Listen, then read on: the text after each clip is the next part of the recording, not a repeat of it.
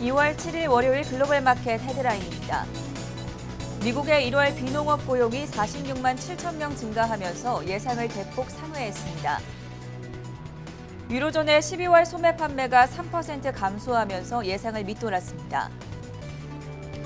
미국의 10년물 국채금리가 1.93%를 돌파했습니다. 2년 내 최고 수준입니다. 미국은 러시아가 우크라이나 침공에 필요한 전력의 약 70%를 배치했다고 밝혔습니다.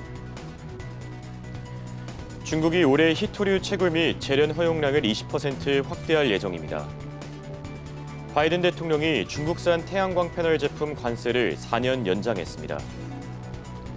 아마존과 나이키가 펠로톤 인수를 검토하고 있다는 소식이 전해졌습니다. 해당 소식에 펠로톤은 시간외 거래에서 26% 이상 급등하고 있습니다. 블룸버그는 애플이 3월 중에 신형 5G 아이폰과 아이패드를 공개할 예정이라고 밝혔습니다.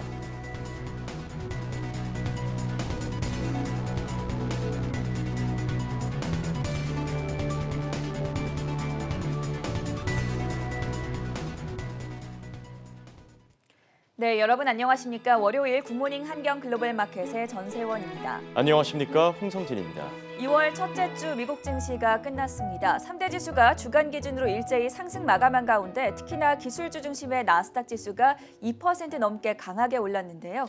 네, 이번 주 미국 증시는 기업들의 실적 발표와 또 인플레이션 수치를 주시할 전망입니다. 최근 미국의 고용 지표가 크게 개선된 만큼 이번 주 발표되는 소비자 물가 지수 역시 완화될 경우에는 금리 인상 속도가 훨씬 더 가팔라질 것이다 이런 의견이 나오고 있는데요. 그럼 주말 사이 나온 자세한 소식들 바로 살펴보겠습니다. 굿모닝 한경 글로벌 마켓 지금 시작합니다.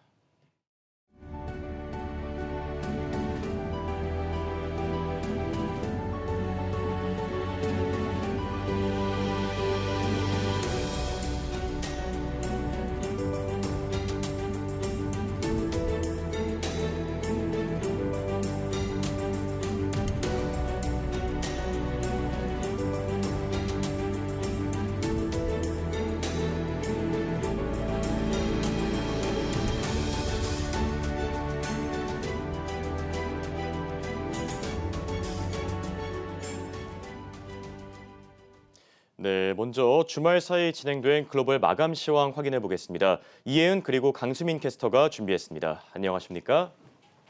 네, 먼저 이혜은 캐스터 글로벌 마감 시황 현재 어떻습니까? 네, 글로벌 주간 증시입니다. 지난 1월 동안 3대 지수는 연준의 긴축 우려에 최악의 한 달을 보냈는데요. 하지만 지난주 기업들의 호실적이 증시에 활기를 불어넣었습니다. 현지 시각 1월 31일 시장은 연준 인사들의 금리 인상 관련 발언을 예의주시했습니다. 다음 날인 2월 1일에도 연준의 긴축 경로 움직임을 주목하며 숨고르기에 나섰는데요. 장 마감 후에 알파벳이 예상을 뛰어넘는 실적과 주식 분할 계획을 발표했습니다. 해당 발표로 이 일장에서 기술주들이 크게 오르며 나스닥의 상승을 견인했는데요. 하지만 옛 페이스북인 메타의 부진한 전망에 순식간에 분위기는 반전됐습니다. 여기에 현지 시각 3일에는 영란은행의 두 번째 금리 인상 소식이 전해졌는데요. 또 유럽 내 인플레이션 우려가 확대되며 유럽 중앙은행 또한 매파적인 행보를 보일 것으로 전망됐습니다. 따라서 국제금리가 급등했고 기술주들이 약세를 보였습니다. 4일장에서는 1월 고용지표를 예의주시했는데요. 1월 고용지표가 긍정적으로 나오면서 긴축 우려는 커졌습니다. 하지만 아마존 효과에 기술주들이 크게 올랐고 다우지수는 약보합, S&P 500 지수와 나스닥 지수는 상승 마감했습니다. 주간 기준으로 살펴보겠습니다. 지난주 다우지수는 1.05%, S&P 500 지수는 1.55% 올랐는데요. 기술주 중심의 나스닥 지수는 2.38% 상승했습니다. 바로 이어서 달러 인덱스도 살펴보겠습니다. 지난주 달러 인덱스는 현지 시각 2월 4일을 제외하고 4거래일 연속 약세를 보였는데요. 최근 연준의 매파적 행보로 달러 인덱스는 강세를 보였습니다. 연준의 매파적 행보를 감안하더라도 단기간에 너무 올랐다는 공감대가 형성되며 하락한 겁니다. 달러 인덱스는 주간 기준 1.84% 하락했습니다. 이번에는 필라델피아 반도체 지수입니다. 필라델피아 반도체 지수는 지난주 기술주들이 강세를 보이며 주간 기준으로 4.53% 올랐는데요. 특히 미국 반도체 대표 기업인 AMD가 호실적을 발표하자 다른 반도체주도 오른 바 있습니다. 10년물 국채금리는 주간 기준 15베이시스 포인트 올랐습니다. 또 현재 10년물 국채금리는 1.9%를 돌파한 상태인데요. 10년물 국채금리가 1.9% 위로 올라선 것은 2020년 1월 이후 처음입니다. 1월 고용 통계에서 고용자주 증가폭이 시장 예상을 웃돌자 연준이 기축을 더 서두를 수 있다는 관측이 국제금리 상승을 견인했습니다. 다음으로는 아시아 증시 살펴보겠습니다. 먼저 국내 증시부터 확인해 보시죠. 코스피는 지난주 설날을 맞아 3거래일간 휴장했는데요. 설 연휴 직후에는 2,700선을 회복했고 이틀 연속 강세를 보이며 한 주를 상승 마감했습니다. 설 연휴 동안 글로벌 증시가 반등에 성공한 점이 국내 증시에도 영향을 준 것으로 풀이되는데요. 여기에 외국인과 기관의 동반 매수가 상승을 이끌었습니다. 코스피는 주간 기준 3.26%, 코스닥은 3.43% 상승했습니다. 국내 증시 주간 수급 흐름 상황도 알아보겠습니다. 코스피는 지난 한 주간 외국인이 2,784억 원, 기관이 2,639억 원을 샀는데요. 개인은 5,488억을 팔았습니다. 코스닥은 외국인이 136억 원, 기관이 725억 원을 순매도했고 개인은 1,078억 원 순매수했습니다. 이번에는 상하이 증시입니다. 상하이 증시는 중국 춘절 연휴를 맞아 지난주 휴장했는데요. 현지 시각 1월 28일장에서는 0.97% 하락 마감했습니다. 이어서 일본 증시 알아보겠습니다. 지난주 일본 증시는 일본 내 신종 코로나 바이러스 감염증 비상사태에 대한 우려에도 불구하고 기업들이 호실적을 발표하자 상승했는데요. 현지 시각 2일까지 4거래일 연속 오르던 니케이 지수는 현지 시각 3일 메타발 기술주 급락으로 하락 전환했습니다. 하지만 다시 현지 시각 4일 상승 마감했는데요. 일본 기업들의 실적이 개선된 점이 이날 상승을 주도했습니다. 주간 기준으로 니케이 지수는 2.70% 올랐습니다. 다음은 홍콩 증시입니다. 춘절 연휴를 마치고 개장한 홍콩 증시는 현지 시각 4일 3.24% 급등했는데요. 연휴 동안 미국 증시에 상장된 중국 기업들이 상승하자 항생지수가 큰 폭으로 오른 겁니다. 이외에도 중국의 정책 완화 기대감이 투자 심리에 긍정적인 영향을 미쳤습니다. 홍콩 증시는 3거래일 연속 상승하며 주간 기준으로는 4.34% 상승했습니다. 이어서 유럽 증시도 살펴보겠습니다. 지난주 유럽 증시는 유럽중앙은행과 영란은행의 통화정책 변화를 예의주시했습니다. 현지 시각 3일 영국 영란은행은 기준금리를 0.5%로 0.25%포인트 인상했다고 발표했는데요. 유럽중앙은행은 통화정책회의 이후 금리 인상 가능성을 시사하기도 했습니다. 따라서 기업들의 호실적으로 소폭 상승하던 증시는 하락 전환했습니다. 주간 기준으로 살펴보시죠. 독일의 닥스 지수는 1.43%, 프랑스 까크 지수는 0.21% 내렸습니다. 한편 영국의 푸지 지수는 0.67% 올랐는데요. 범유럽 지수인 유로스톡스 600 지수는 0.73% 하락했습니다. 다음으로 국제유가도 알아보겠습니다. 지난주 유가는 WTI를 기준으로 배럴당 92달러 선을 돌파하고 마감했습니다. 이는 2014년 9월 이후 가장 높은 수준인데요. 유가 상승을 견인한 건 바로 공급 차질 우려와 지정학적 리스크입니다. 텍사스를 비롯한 미국 중서부 지역이 눈폭풍으로 얼어붙자 원유 생산에 일시적인 차질이 빚어질 수 있다는 우려가 제기됐습니다. 또 러시아의 우크라이나 침공 가능성도 계속 제기되며 지정학적 갈등도 커지고 있는 상황입니다. 주간 기준으로 WTI는 6.32%, 브렌트유는 5.36% 올랐습니다. 끝으로 금입니다. 지난주 금은 달러화가 하락하면서 다시 1,800달러 선을 회복했는데요. 현재 시각 3일 유럽중앙은행의 통화정책회의가 매파적으로 풀이되며 다시 하락 전환하기도 했습니다. 하지만 매수세가 유입되면서 현재 시각 4일 상승 마감했습니다. 금은 주간 기준 1.28% 상승했습니다. 지금까지 주간 글로벌 증시 살펴봤는데요. 다음으로 강수민 외신캐스터가 주간 특징주 짚어드립니다. 네, 지난 한 주간의 미국 증시 특징주 정리해보는 시간입니다. S&P 500과 나스닥이 주간 단위로 따졌을 때 올해 들어 최고의 한 주를 보내긴 했지만 메타가 실적 부진 탓에 25% 넘게 빠지기도 했고 반면 알파벳과 아마존은 실적 호조로 주가가 급등하기도 하면서 이 빅테크 기업들의 실적에 따라 변동성이 심했던 한 주였습니다. S&P 500 맵을 통해 더 자세히 살펴보겠습니다. 네, 메타부터 살펴보겠습니다. 페이스북에서 사명을 바꾼 이후 처음 내놓는 실적이었는데 하루 만에 주가가 25% 넘게 주간 단위로도 이렇게 21%가 빠졌습니다. 시총이 하루아침에 무려 2,300억 달러, 우리 돈으로는 280조 원이 날아간 건데 페이스북의 순이익이 8% 감소했고요. 또 컨퍼런스 콜에서도 예상보다 낮은 실적 전망치를 제시했습니다. 애플이 메타의 발목을 잡았다, 이제 이런 말들도 나오고 있는데 전문가들이 메타 주가 급락 원인으로 애플을 지목하고 있습니다. 메타의 전체 매출에서 광고 사업이 차지하는 비중이 95%인데 애플의 새로운 개인정보 보호 규정으로 향후 광고 매출이 부진할 수 있다고 밝혔기 때문입니다. 네, 메타의 영향으로 커뮤니케이션주들이 목요일장에서 부진한 흐름을 나타냈는데 스냅도 실적 발표를 앞두고 23% 넘게 빠졌습니다. 그런데 실적이 좋게 나오면서 금요일장 무려 58%대 급등했습니다. 놀라운 숫자죠. 스냅의 매출과 주당 순이익, 또 일일 활성 사용자 수 모두 시장 예상을 웃돌았고요. 올해 1분기 전망도 긍정적으로 제시했습니다. 주간 단위로도 스냅은 27% 올랐습니다. 네, 스냅과 마찬가지로 전날 10%대 빠졌던 핀터레스트도 실적 발표 후 주가가 11% 올랐습니다. 매출과 주당 순이익 모두 시장 예상을 웃돌았고요. 1분기 매출 전망치도 시장 예상에 부합했습니다. 주간 단위로는 1%대 상승했습니다. 이어서 아마존입니다. 아마존은 아마존 웹 서비스를 통해 매출이 전년 대비 32% 급증했습니다. 또 리비안 투자로 이익이 120억 달러 가까이 늘었고요. 아마존은 프라임 서비스의 연간 가격도 119달러에서 139달러로 인상하겠다고 밝혔습니다. 아마존은 금요일장 13% 급등했고요. 2015년 이후 처음으로 가장 큰 하루 상승폭을 기록했습니다. 주간 단위로도 9% 오름세 나타냈습니다. 알파벳도 한 주간 크게 올랐습니다. 7% 넘게 상승했는데 매출은 전년 동기 대비 32% 늘었고요. 또 순이익은 35% 늘었습니다. AI 기술을 활용한 광고 사업부 매출이 계속해서 성장하고 있고요. 클라우드 매출과 수주도 급증하고 있다고 알파벳은 밝혔습니다. 지난 금요일장 자동차주들의 흐름이 엇갈렸습니다. 테슬라와 니오 등의 전기차 관련주는 주가가 급등한 반면 포드와 제너럴모터스 등의 자동차 대기업들은 주가가 하락했기 때문인데요. 급등했던 전기차 관련주들부터 살펴보겠습니다. 테슬라는 금요일장 3.6% 상승 마감했습니다. 주간 단위로도 9%나 올랐는데 모건 스탠리는 미국 자동차 시장 내 테슬라의 시장 점유율이 현재 4%인데 2030년까지 18%로 높아질 것으로 예상한 바 있습니다. 중국의 전기차 업체 니오도 금요일장 3% 넘게 올랐습니다. 크레디트 스위스가 니오를 최선호주로 선정했고 또 목표가를 83달러로 제시했기 때문인데요. 현재 주가가 24달러 가까이 형성되어 있는데 거의 250%가 높은 가격대를 제시한 겁니다. 한 주간 니오는 14% 오름세 나타냈습니다.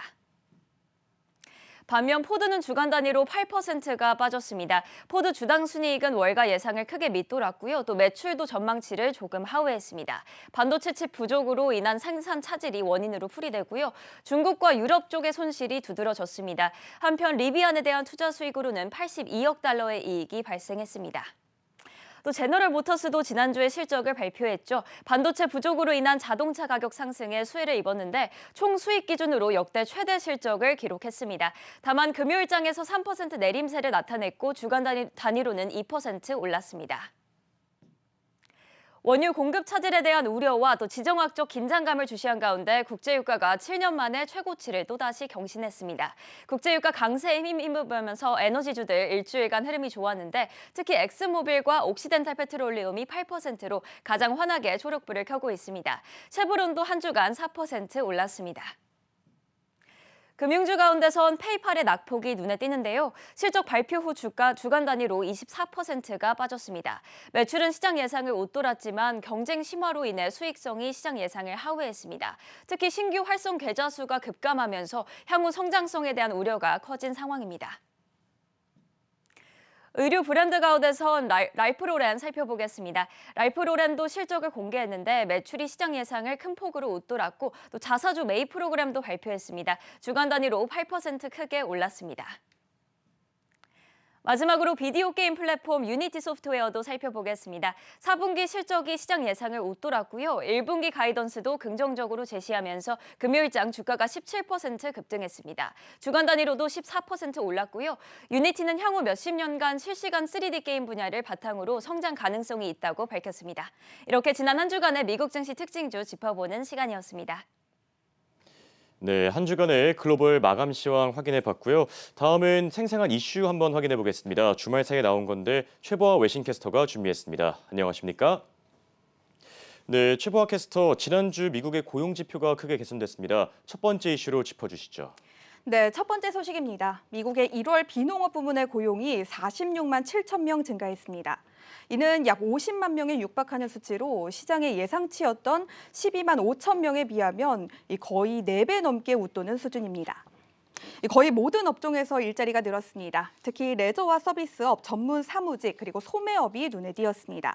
오미크론이 미국 전역을 혼란에 빠뜨린 시기라는 점에서 의외라는 평가가 많습니다. 실제로 1월만 해도 이 확진자가 급증하면서 문을 닫는 사업장이 많았기 때문입니다. 또 앞서 나온 ADP 전미 고용 보고서를 보면 1월 민간 부문 고용은 30만 1,000명 감소했습니다. 따라서 일각에서는 비농업 부문의 고용까지 감소할 것이라는 전망이 우세했습니다. 구인난이 심각해지면서 임금은 더 올랐습니다. 올해 1월 시간당 평균 임금은 전월 대비 0.7%, 전년 대비 5.7% 올랐습니다.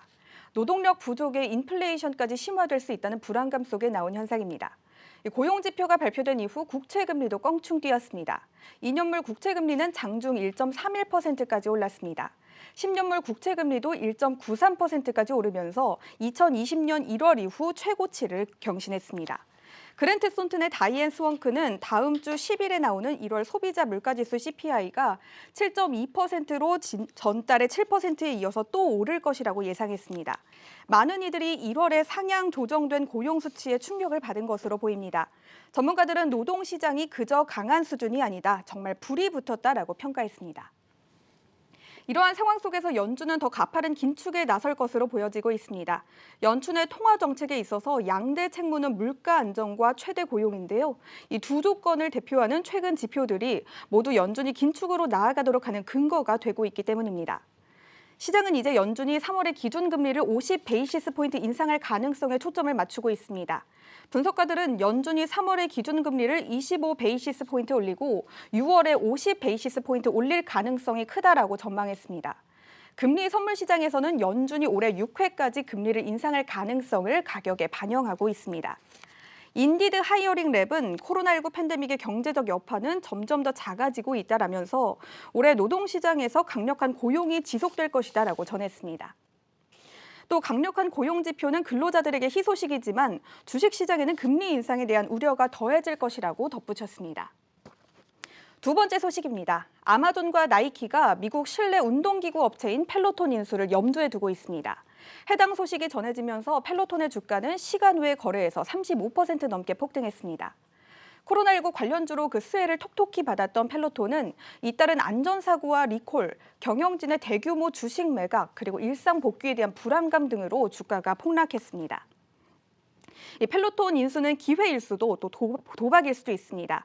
전망이 불투명하기 때문에 인수자가 제대로 된 회생 전략을 마련하지 못하면 사라질 수도 있기 때문입니다. 현재 펠로톤은 1년 전에 무려 500억 달러에 육박했던 시가총액이 현재는 80억 달러에도 되지 않을 정도로 자금 상태가 좋지가 않습니다. 또 펠로톤의 주가는 공모가에도 못 미치는 상태입니다. 2019년 9월 공모가가 29달러였지만 현재 주가는 24달러 선입니다. 펠로톤의 CEO인 존 폴리와 내부 인사들은 매각에 대한 거부권을 행사할 수 있습니다. 아마존이나 나이키에 인수되는 것이 자신들에게 유리하다는 판단이 서기 전까지는 인수 제안이 와도 이를 수용하지 않을 수 있습니다. 아마존의 경우 펠로톤을 인수하게 되면 시너지 효과를 기대할 수 있습니다. 펠로톤의 최대 약점인 공급망 부족 문제를 단번에 해결할 수 있는 능력을 갖고 있어서 회사가 빠르게 정상화될 가능성도 높습니다. 또 펠로톤의 주 소비층인 부유층을 자사 고객으로 끌어들일 수도 있습니다. 이 프라임을 통해 수요를 확대하는 것도 가능합니다. 이 값비싼 운동기구를 사는 대신 정기 구독 서비스를 통해 운동기구를 대여하도록 할 수도 있습니다. 하지만 펠로톤 인수를 검토하고 있는 곳은 아마존과 나이키만 있는 것은 아닙니다. 애플과 대형 사모펀드들 역시 뛰어들 것으로 예상이 되고 있습니다. 현재는 아마존이 잠재적인 인수 기업으로 꼽히고 있지만 아직 확실하게 정해진 것은 없습니다. 마지막으로 지난 금요일장에서 펠로톤은 1.44% 오른 24.6달러에 마감됐습니다. 세 번째 소식입니다. 국제유가가 7년 만에 최고치를 또 경신했습니다. WTI는 전장 대비 2.26% 오른 배럴당 92.31달러에 거래됐습니다.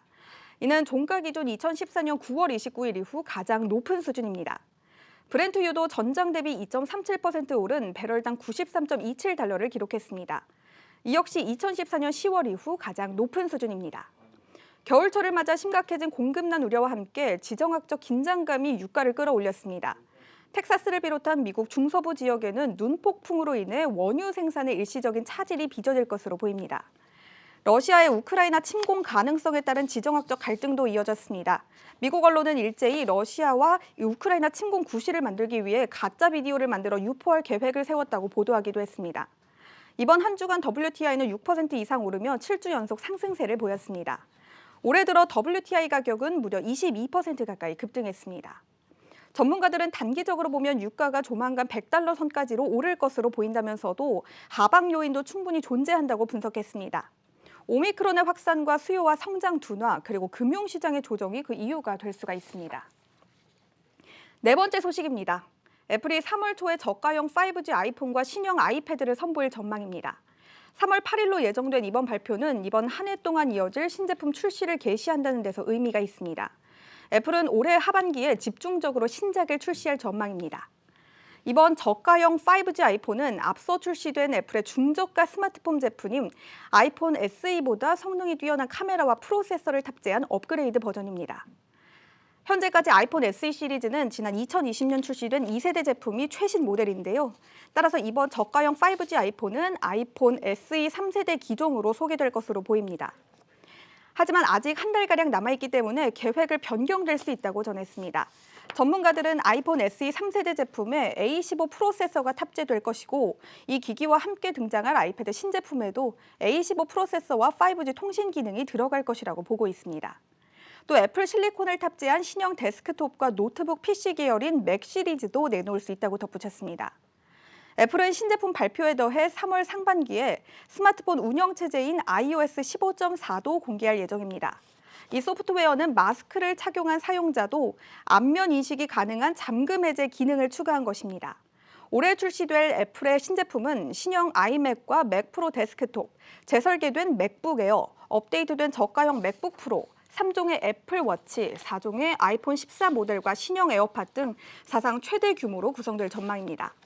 애플은 2021년 반도체 칩 부족 사태 속에서도 시장의 예상치를 넘어선 호실적을 기록한 만큼 앞으로의 행보도 주목됩니다. 다섯 번째 소식입니다. 가상화폐가 다시 활기를 되찾고 있습니다. 비트코인은 10% 가까이 반등하면서 4만 $1,000 선을 가뿐히 회복했습니다. 이 같은 상승폭은 작년 10월 15일 이후 가장 큰 수준입니다. 세계 최대 전자상거래 업체인 아마존의 호실적으로 기술주에 대한 투자자들의 신뢰가 다시 높아진 것으로 풀이되고 있습니다. 아마존은 지난해 4분기 매출이 전년 동기 대비 9% 늘었고 순이익은 거의 2배 가까이 증가했다고 발표했습니다. 전문가들은 페이스북을 제외하고 애플, 마이크로소프트, 구글에 이은 아마존의 호실적이 투자자들에게 위험자산 거래에 다시 참여할 수 있는 자신감을 줬다라고 분석하고 있습니다. 또 미국에서 추진 중인 가상화폐 소액 거래 관련 세금 면제 법안 소식도 호재로 작용된 것으로 풀이됩니다. 미국 하원에서 $200 미만의 가상화폐 거래에 세금을 면해주는 법안을 준비 중인데 이는 지난해 12월 31일부터 발생한 모든 거래에 소급 적용될 것으로 보이고 있습니다. 그리고 나스닥 지수의 상승세도 또 하나의 요인입니다. 지난 금요일장에서 나스닥은 1.58% 상승 마감했습니다. 주간 기준으로는 2.4% 오른 셈입니다. 최근 몇 주간 가상화폐 시장은 나스닥 지수와 높은 상관관계를 보인 바가 있습니다. 하지만 비트코인이 확실한 반등의 기회를 잡았다고 판단하기에는 이르다는 평가도 많은 만큼 신중하게 투자하시는 게 좋겠습니다. 현재 비트코인은 4만 $1,000 선에서 이더리움은 $2,900 선에서 거래되고 있습니다. 마지막 이슈입니다. $800 선까지 밀렸던 테슬라의 주가가 3.6%가량 급등하면서 하루 만에 $900 선을 회복했습니다. 모간 스탠리가 오는 2030년까지 미국의 자동차 시장에서 20%에 가까운 점유율을 차지할 것이라는 전망을 제시했기 때문입니다. 모간 스탠리는 현재 4% 수준인 테슬라의 미국 자동차 시장 전체 점유율이 오는 2026년까지 10%로 증가하고 2030년까지는 18%에 달할 것으로 내다봤습니다. 특히 2027년에는 테슬라의 전기차 판매량이 자동차 업계의 전통 강자인 포드와 제너럴 모터스를 합친 것보다 더 많아질 것으로 예측했습니다. 또 테슬라와 관련해서 인도 정부가 관세를 내려달라는 일론 머스크의 요청을 거부했다는 소식도 전해졌습니다. 인도의 관세 중앙위원회는 관세 재조정 여부를 살펴봤지만 현재 관세 구조 내에서도 해외 기업의 전기차 투자가 이뤄지고 있다라고 전했습니다. 이어 관세는 테슬라에게 장애물이 아니라는 점이 분명하다고 밝혔습니다. 앞서 일론 머스크는 인도 정부의 최고 100% 세율의 수입 전기차 관세를 내려달라는 입장을 고수해왔습니다. 세계 2위의 인구 대국인 인도 시장에 전기차를 팔려고 해도 높은 관세가 장벽이 되고 있다는 논리인데, 이에 대해 인도 정부는 테슬라가 수출이 아닌 현지에 전기차 공장을 세워서 완성차를 제조하고 판매해야 한다고 주장하고 있습니다. 인도는 완성차가 아닌 현지 생산을 위해 수입되는 전기차 부품에는 15%에서 30%의 관세를 부과하고 있습니다. 따라서 테슬라가 인도 현지 공장을 세울 경우 관세 부담은 지금보다 3분의 1 이하로 내려가게 됩니다. 네, 고용 지표와 국제유가 또 비트코인까지 자세한 소식들 확인해봤고요. 월요일인 만큼 이번 주 증시 일정도 살펴봐야 되겠죠. 전가한 캐스터가 준비했습니다. 네, 이번 주 미증시 어떻게 준비해야 할지 핵심 일정을 알아보는 시간입니다. 우선 2월 2주차 증시 특징부터 알아보겠습니다. 이번 주에도 연준의 긴축 공포가 이어지겠습니다. 주 후반에 발표될 물가 지표를 기다리겠는데요. 가파른 물가 상승세가 이어진다면 연준의 긴축 강도가 강화될 수 있다는 점에서 시장이 민감하게 반응할 수 있겠습니다. 이어 지난주처럼 빅테크 기업들의 실적이 대거 나오는 것은 아니지만 화이자나 우버, 또 디즈니 같은 기업들의 실적 발표가 이어지겠습니다. 개별 종목의 실적도 시장 심리에 중요한 영향을 미칠 수 있을 것으로 보입니다. 네, 마지막으로는 우크라이나를 둘러싼 지정학적 우려가 계속되는 만큼 유가와 원자재 가격은 물론 투자 심리에도 부정적으로 작용할 수 있겠습니다. 이번 주 증시는 이렇게 3가지 포인트에 맞춰보시면 좋겠습니다. 바로 이어서 이번 주 주요 일정들 살펴보겠습니다. 7일 월요일에는 12월 소비자 신용이 나오며 바이오 기업 암젠, 미국의 완구 기업 헤즈브로, 건전지와 손전 등을 판매하는 에너자이저, 그리고 미국의 최대 축산 기업 타이슨 푸드가 실적을 내놓겠습니다. 8일 화요일에는 소기업 낙관지수와 12월 무역지수가 나오고요. 화이자나 소프트뱅크, 리프트, 치폴레, 그리고 펠로톤과 할리데이비슨 같은 기업들이 실적을 발표하겠습니다. 이어서 9일 수요일입니다. 12월 도매 재고가 나옵니다. 이어서 클리블랜드의 로레타 메스터 여는 총재의 발언이 예정돼 있습니다. 매파적인 성향의 총재로 꼽히며 가장 최근에는 3월부터 3번의 금리 인상을 지지한다고 발언한 바 있습니다. 실적 발표하는 기업들도 살펴보겠습니다. 디즈니와 CVS 헬스, 우버와 도요타, 그리고 혼다가 실적을 내놓겠고 제약사 글락소 스미스 클라인까지 보시면 되겠습니다. 10일 목요일에는 중요한 경제 지표가 발표됩니다. 소비자 물가 지수가 나오는데요. 물가 상승세가 얼마나 가파르게 나오는지 주목해 보셔야겠습니다. 이날은 주간 지표인 주간 실업보험 청구자 수와 함께 코카콜라와 펩시코, 익스피디아, 아스트라제네카, 그리고 트위터의 실적도 살펴봐야겠습니다. 마지막으로 11일 금요일입니다. 소비자 태도 예비치와 함께 언더아머, 그리고 철강기업 클리블랜드 클리프, 가정용품 내구재 전문 업체인 뉴엘브랜즈 실적 발표가 이어지겠습니다. 지금까지 주간 일정 살펴봤습니다. 네, 굿모닝 환경 글로벌 마켓은 5시 30분부터 7시 30분까지 계속됩니다.